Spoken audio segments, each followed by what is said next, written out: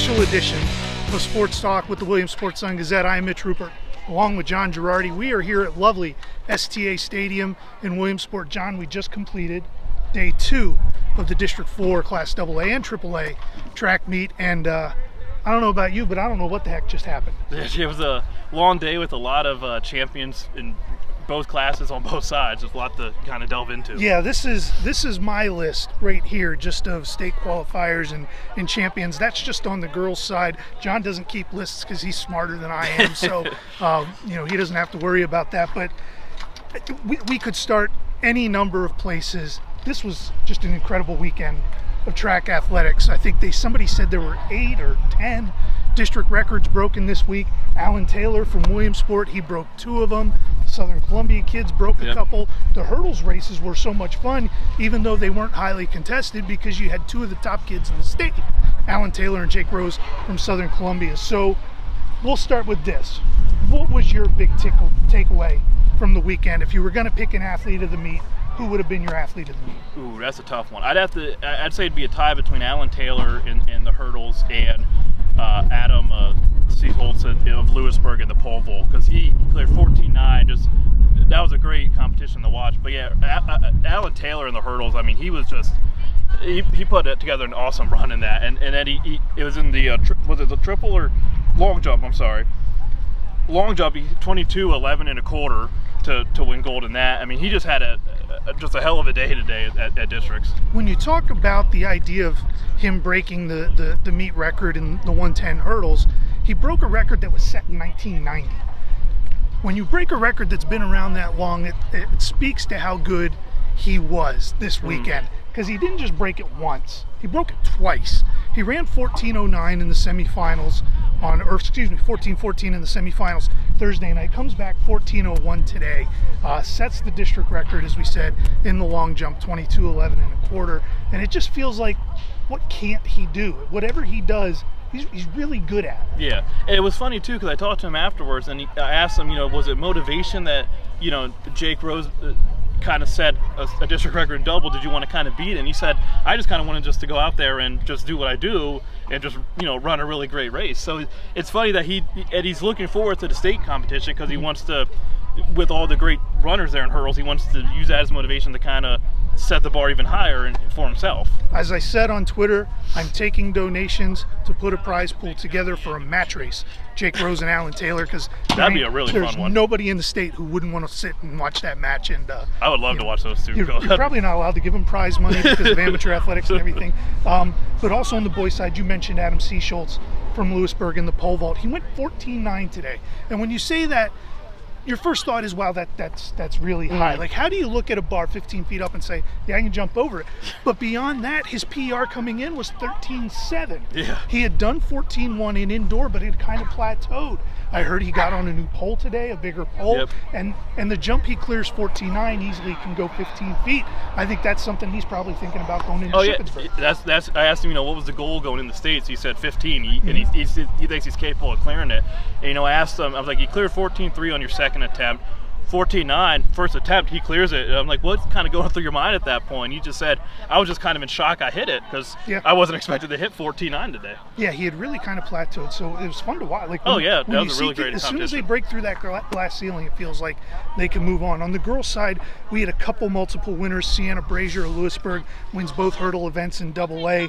Her teammate Maddie Downs wins the shot put and the discus in the throws. And Montoursville's Lily Saul, she showed up today and said, I'm running fast. Let's see if you can catch me.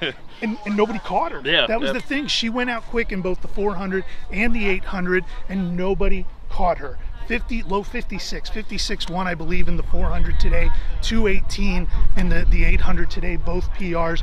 She was just fun to watch. Yeah, she plays on the Montoursville girls soccer team, and that's how the speed she has. I mean, if she gets a breakaway, she's gone, and no one's catching her. So it's no surprise she got out to those leads and didn't give them up. Yeah, and that's the thing. I talked to her last week at the league meet about finally getting some competition to push her a little bit, to bring these times out, and she's like, that's exactly what it was, running against Elena Malone, a returning state medalist in the 400 in a dual meet.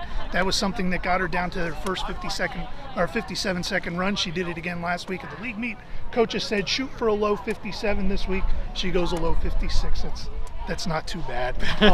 On the AAA side, Tiana Collier of Williamsport, winner in the 100 and the 200, also helps the 400 relay and the 4x4 relay come out with gold medals. Williamsport, not a bad day. Yeah, that's not a bad day. Williamsport finishes second in the team race there, but beyond that, 7 event wins today alone, Saturday alone, for the Williamsport girls. They put it all together at the right time. Yeah, it seemed like anytime you were looking at an event, Williamsport it looked like they were either finishing first or second. Not just on the girls' side, but on the boys' side, it seemed like they were just taking medals left and right to get those team points. I'm going to write this week about the Warrior Run girls.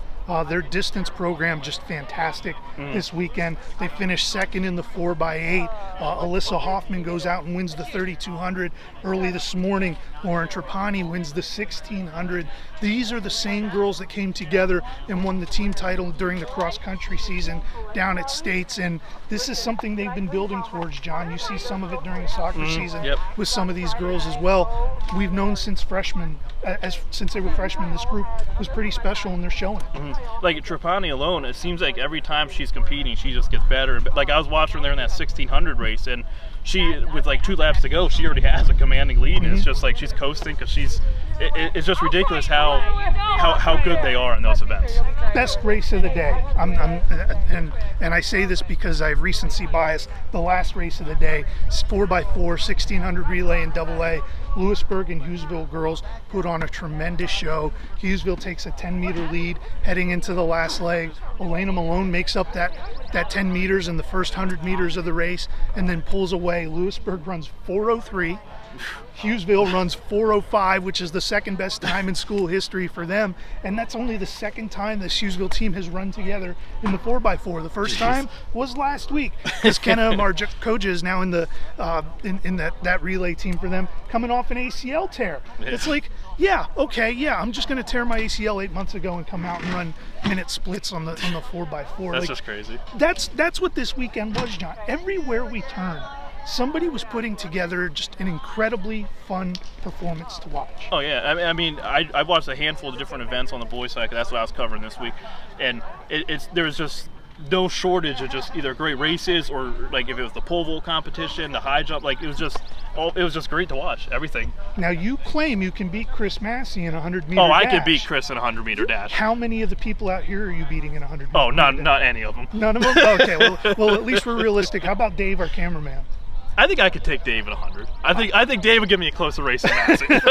Well, here's what we know. I'm the smartest person here because I'm not running any of them, because that's not something any of us need to see. So that's all I got. You got anything else? I mean, the only, Lewisburg had success. I mean, they always have success in track. It's Lewisburg. But I mean, Zachary Ghost, the discus won it. We were talking about Adam Seasholt. Calvin Bailey won the 1600. And in that race, I talked to him. I said, he said before the race, he talked to his coach, and his coach said, do you want to go for time or do you want the win? And he said, I'm a materialistic person. I want the gold. It went out. It does just that. It wins it. So, I mean, that was fun. That's a good quote. That's the money quote that you're looking for when you're in our business too. And what makes what Lewisburg boys did even more impressive, they bumped up to AAA this year. They've always been dominant on that AA level. That 4x8 team ran 7:51 on Thursday night, one of the top times in the state. And they just in every event they were there to either win it or be competitive in it, despite moving up. Yeah, I mean it always impresses me how Lewisburg never seems to take. They're never a bad year for track. They're always cranking out the relay teams, the distance runners, and I mean, even going into AAA, they show they can still. It doesn't matter if it's double or triple. They're still, going to be Lewisburg. It's still going to do what they do. On the girls' side, I said earlier this year on Twitter, the reason why Lewisburg girls always a force in the 4x4 and the 4x8, they had 4 girls under like 234 in the 800 one day during the dual meet. So that's how they do it. They churn them out with depth. It's not just 1 or 2 kids here or there, and that's what's fun to watch. Oh, yeah, definitely. I'm glad we had, a district event this year. Last year with COVID, there was nothing. I mean, to get back, it's a long day, it's hot, but it's one of the most fun days of the year. I went through 3 bottles of water, a Pedialyte, and a Gatorade today. So I think I was up to about 2 or 3 bottles too. Yeah, and I got 2 or 3 more bottles of water that I'm going to go through as well. But John, overall, this was a great weekend, a lot of fun. Yep. I hope you enjoyed it as much as I did. Yep, I love district track. I'm upset I can't go to state track because I have to be on desk. I'm not, because you're annoying to have around. But that's okay. I'll handle it all by myself.